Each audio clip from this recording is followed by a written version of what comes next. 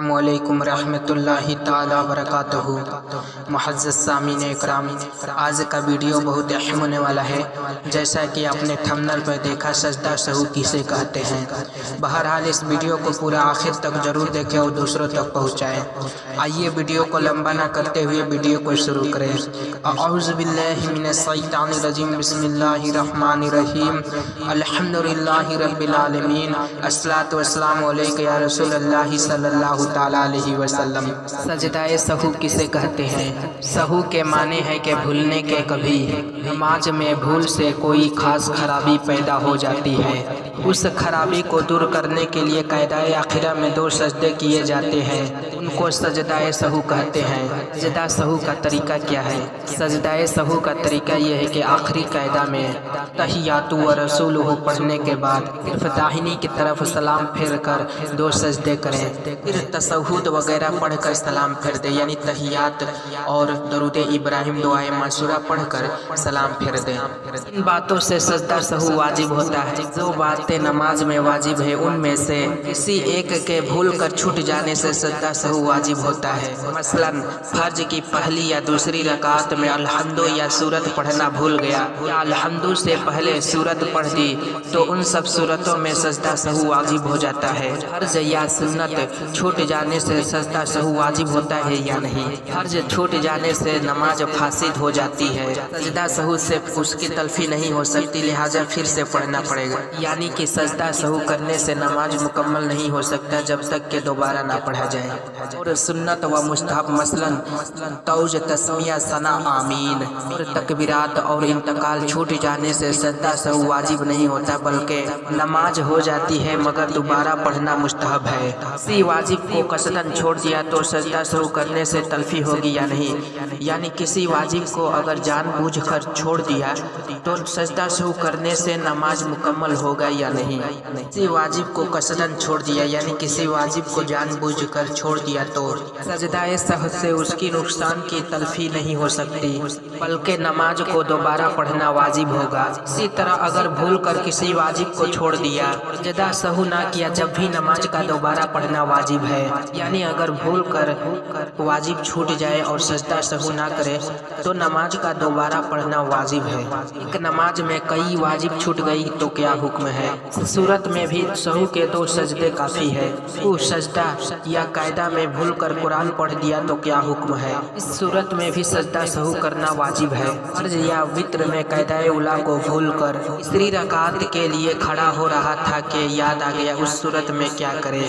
اگر ابھی سیدھا کھڑا نہیں ہوا ہے تو بیٹھ جائے اور سجدہ سہو نہ کرے، اور اگر سیدھا کھڑا ہو گیا تو نہ لوٹے اور آخر میں سجدہ سہو کرے، اور اگر لوٹا تو اس صورت میں بھی سجدہ سہو واجب ہے۔ اگر فرض کا قاعدہ آخرہ نہیں کیا اور بھول کر کھڑا ہو گیا تو کیا کرے؟ جب تک اس رکعت کا سجدہ نہ کیا ہو لوٹ آئے اور التحیات و رسولہ پڑھ کر داہنی طرف سلام پھیرے اور 2 سجدہ کرے، اور اگر اس رکعت کا سجدہ کر لیا تو سجدے سے سر اٹھاتے ہی وہ فرض نفل ہو گیا۔ لہٰذا اگر چاہے تو علاوہ مغرب کے دوسری نمازوں میں 1 رکعت اور ملائے تاکہ رکعت ترک نہ رہے۔ اگر سنت یا نفل کا قاعدہ نہ کیا اور بھول کر کھڑا ہو گیا تو کیا کرے؟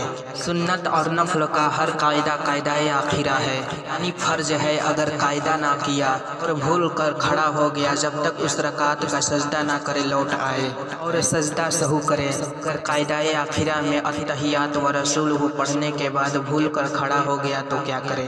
باقدر تشہد قاعدہ آخرہ کرنے کے بعد بھول کر کھڑا ہو گیا تو جب تک اس رکعت کا سجدہ نہ کیا ہو لوٹ آئے اور دوبارہ التحیات پڑھے بغیر سجدہ سہو کرے، پھر تشہد وغیرہ پڑھ کر سلام پھیر دے، یعنی التحیات، درود ابراہیم دعائے معصورہ پڑھ کر سلام پھیر دے۔ قاعدہ اولیٰ میں بھول کر درود شریف پڑھ دیا تو کیا حکم ہے؟ اگر اللہم صلی علی محمد یا اللہم صلی علی سیدنا تک پڑھا یا اس سے زیادہ پڑھا تو سجدہ سہو واجب ہے، اگر اس سے کم پڑھا تو نہیں، مگر یہ حکم صرف فرض، وتر اور ظہر و جمعہ پہلی 4 رکعت والی سنتوں کے لیے ہے۔ رہے دیگر سنن و نوافل، ان کے قاعدہ اولیٰ میں بھی درود شریف پڑھنے کا حکم ہے۔ ظاہری نماز میں بھول کر آہستہ پڑھ دیا، یعنی ظاہری نماز میں بھول کر آہستہ پڑھ دیا، یا عصری نماز میں में जाहिर से पढ़ दिया तो क्या हुक्म है, यानी आहिस्ता वाली नमाज में जाहिर से यानी जोर से पढ़ दिया तो क्या हुक्म है। अगर जहरी नमाज में इमाम ने भूल कर कम से कम एक आयत आहिस्ता पढ़ दी, यासरी नमाज में जाहिर से पढ़ दिया तो सजदा सहू वाजिब है, और अगर एक कलमा पढ़ा तो माफ है। मुनफरिद ने सरई नमाज में एक आयत जाहिर से पढ़ दी तो सजदा सहू वाजिब है, और जाहिरी में आहिस्ता पढ़ी तो सजदा सहू वाजिब नहीं होगा। किरात वगैरह किसी मौका पर ठहर कर सोचने लगा तो क्या हुक्म है।